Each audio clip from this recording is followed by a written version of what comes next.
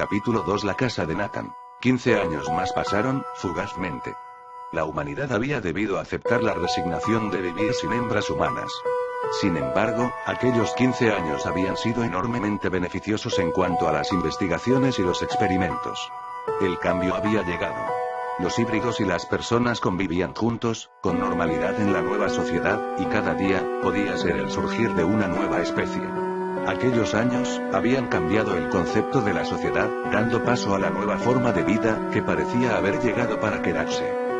Aún así, era un hecho que la mayor concentración de híbridos, asentados hacía pocos años, se daba en la ciudad, la gran capital. Allí, día a día humanos naturales e híbridos caminaban juntos, compartiendo los mismos estilos de vida, costumbres, aceptándose unos a otros.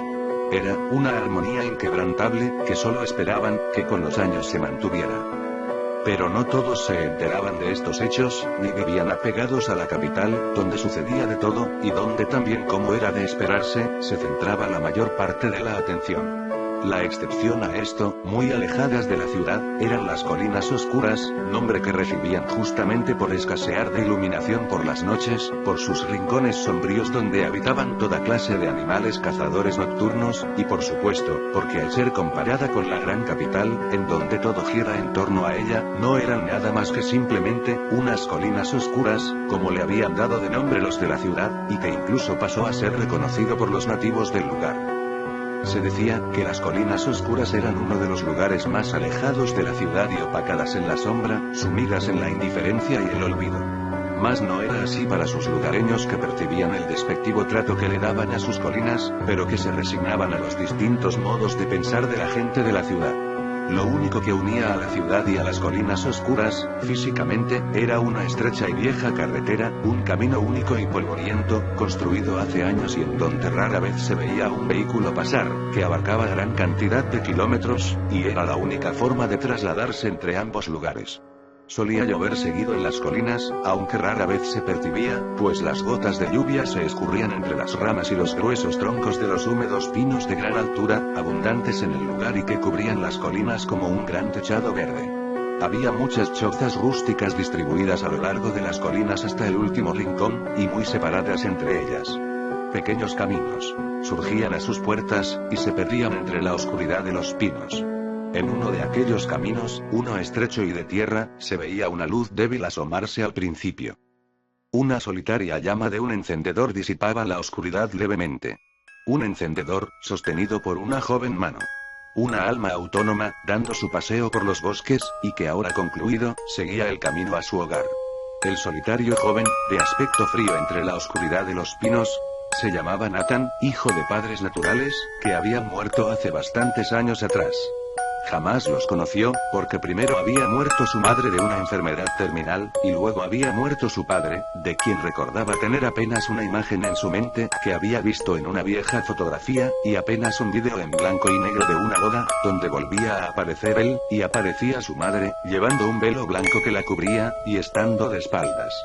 Aquellas eran las vagas imágenes que tenía de sus padres, a quienes nunca sintió a su lado. Por eso, ahora que desde los bosques de colinas oscuras, ahora se dirigía a su hogar, sabía que el lugar estaría solo como de costumbre, sin nadie esperando por él, pero era alguien independiente, y ya sabía llevar su vida de esa ciudad. Cuando llegó a la entrada de su hogar, tiró la puerta hacia atrás, al momento que ya tenía por sabido, que su hogar le aguardaba en la acostumbrada soledad. Sin embargo, al instante que ingresaba, notó enseguida un trozo de papel blanco que reposaba sobre la mesa. Se percató de que era una carta, pero antes de leerla, sin ningún apuro abrió las ventanas del hogar, bebió de uno de los néctares en caja que guardaba en el refrigerador, y a medida que observaba que afuera se oscurecía, se sentó al sofá con la carta en mano. «Te espero en la costa», decía simplemente sobre el blanco papel. Era una carta muy breve, pensó. Digna de alguien de pocas palabras, y aunque la carta era muy poco comunicativa y no tenía firma, sabía quién se la había enviado. La envolvió perfectamente en el sobre, como había venido, y se levantó. «Tengo que decirle que empiece a firmar sus cartas», murmuró dejando su hogar. La Costa de Miel, como se le conocía de nombre al lugar donde había sido citado, se extendía a los alrededores de las colinas oscuras, rodeándolas con la forma de un anillo, siendo la única vía de desplazamiento la carretera vieja y extensa que las comunicaba con la ciudad.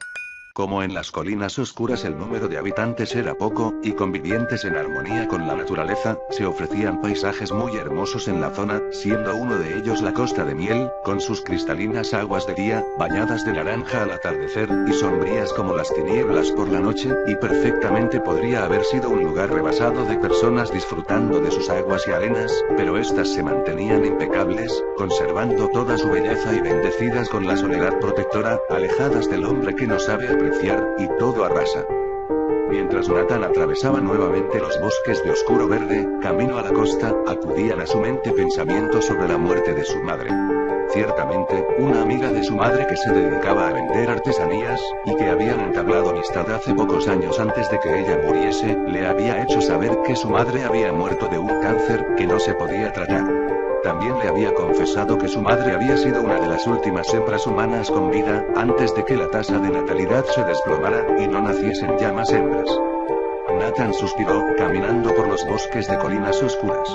Aquellos recuerdos le traían una confusión en su mente y una pizca de nostalgia.